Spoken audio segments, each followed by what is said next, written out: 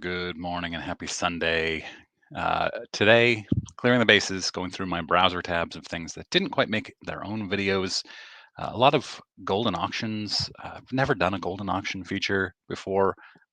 I don't know how I feel about Goldin Auctions. I enjoyed the Netflix show, as I said, but there's just this kind of sense of skeeviness with Goldin, as I'm sure you agree.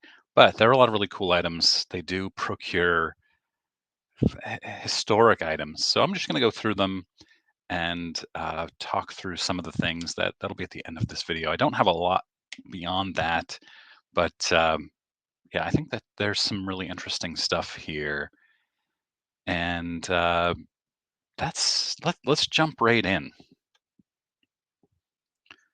Share my screen, and first of all, here's my eBay store.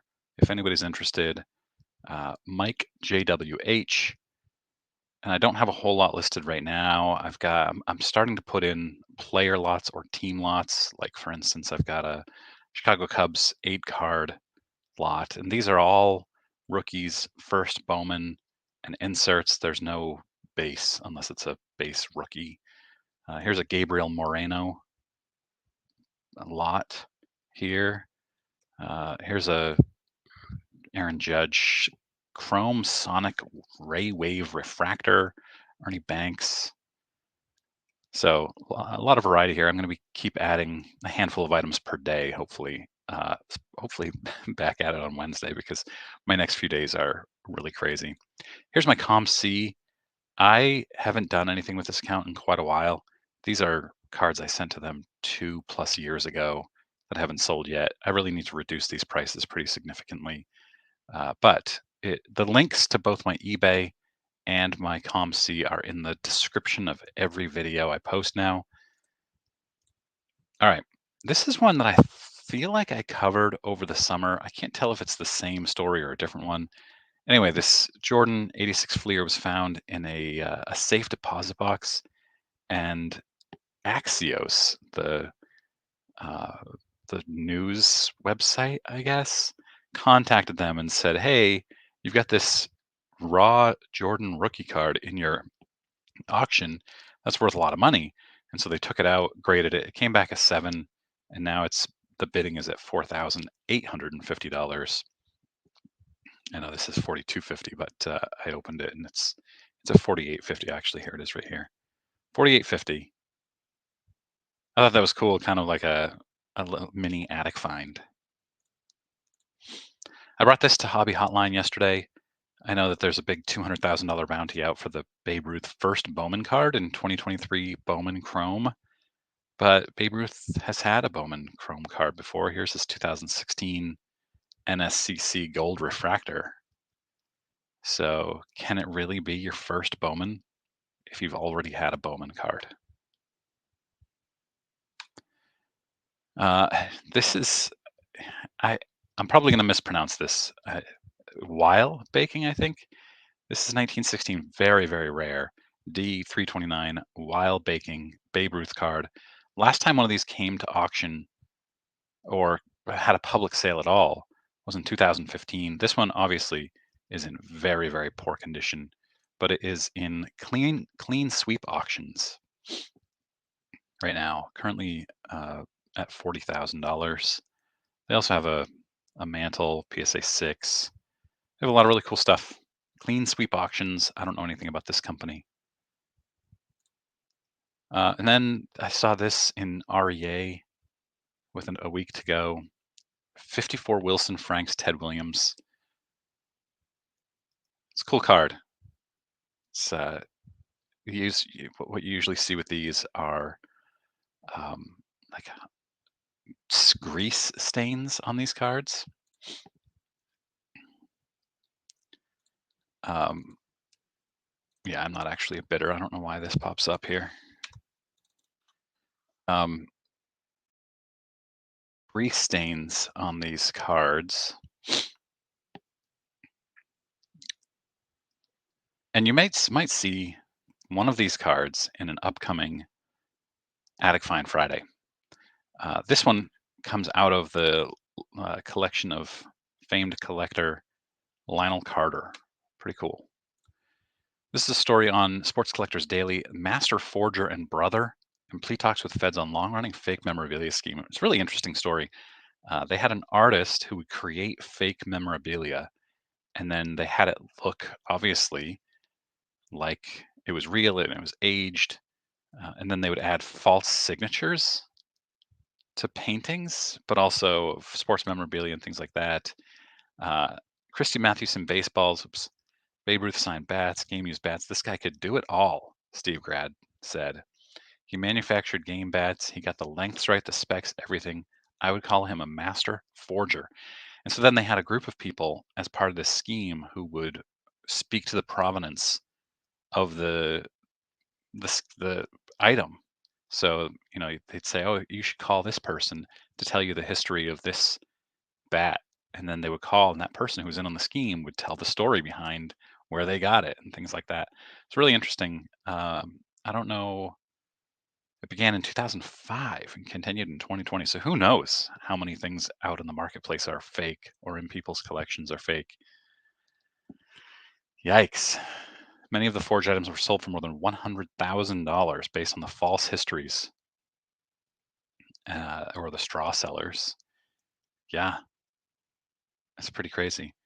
The sale of the fraudulent Christy Mathewson and Hannes Wagner baseballs, two items sold for $133,000. Wow, interesting. So then I saw this in a Goldin auction, 84-85 star Michael Jordan. This is what many believe to be his true rookie card. Graded a PSA 8.5, sold for $144,000. And I got thinking, didn't Jeff Wilson have this card, buy this card for $100,000? What grade was that? Well, I looked it up. He had it in an 8. PSA 8, he paid $100,000 for. So is the half grade extra worth $44,000?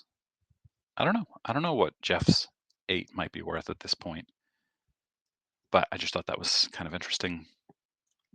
What else was in this Goldin auction? A 1916 Babe Ruth rookie blank back SGC 1.5 sold for $288,000. Whew. Yeah, that is a big card. That's the M101-5. And then a George Mikan 48 Bowman rookie SGC 9. Look at that. It doesn't look centered well enough to be a 9 to me, but what do I know? Sold for $228,000. Also a record for that grade and that card, just like the Jordan was. Then we've got a Tom Brady game used, photo matched, signed Patriots home jersey, worn for 5 wins and 16 touchdowns in fourth championship season. Of course, we've got the My Gray in here, so I don't know. Yeah, cool. I was a massive football fan at that time, a little less, but it's a pretty neat thing.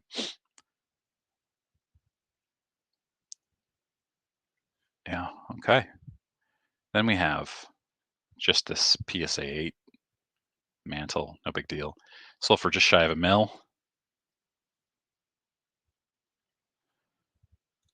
Then we have a Jordan game used. These are always heavy on Jordan because there's so much Jordan memorabilia and they go for so much money. Upper Deck game jerseys, Jordan signed relic card went for over $500,000. I don't know. That card feels so busy to me. There's just so much going on. What do you guys think? Is that a cool card? Look, the corner's got a 7.5, which is funny because it doesn't have corners. The corners on this card are rounded, but I see what it means. It's a little dinged up.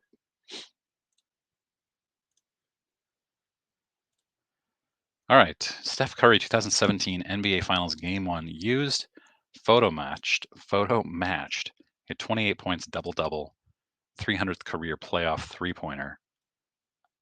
Sold for just shy of $250,000. also my gray. And then we have a Joe Burrow AFC Wildcard Weekend game used, photo matched, signed, and inscribed. What did he inscribe this? He inscribed it with his stats: 200 and something yards, 2 total TDs, 23 of 32, wild card win, January of 23. Cool. I like that stuff. Sold for $67,000. Could find that that's a huge bargain in 10 years if he's won a few Super Bowls. Who knows? And that is actually it. This is my shortest one ever. I have just a little update here. A crazy few days. I have today's Sunday. I'm going out with coworkers tonight. I'm in the office for work all day tomorrow and going out with coworkers tomorrow night. I'm in the office all day Tuesday and going out with coworkers Tuesday night. So I will not put out a video between now and Wednesday in all likelihood. So that's okay. No big deal. But I have a lot of really cool content coming out soon. I have a lot of viewer and subscriber based videos of cards that have been submitted to me for videos. Obviously, I've got the Joe Posnanski interview Friday. So no Attic Find Friday this week. But I'm really excited to talk about Joe's book and about baseball cards with the greatest sports writer in America. All right, that's it. Thanks very much for watching. I hope you guys had a great weekend.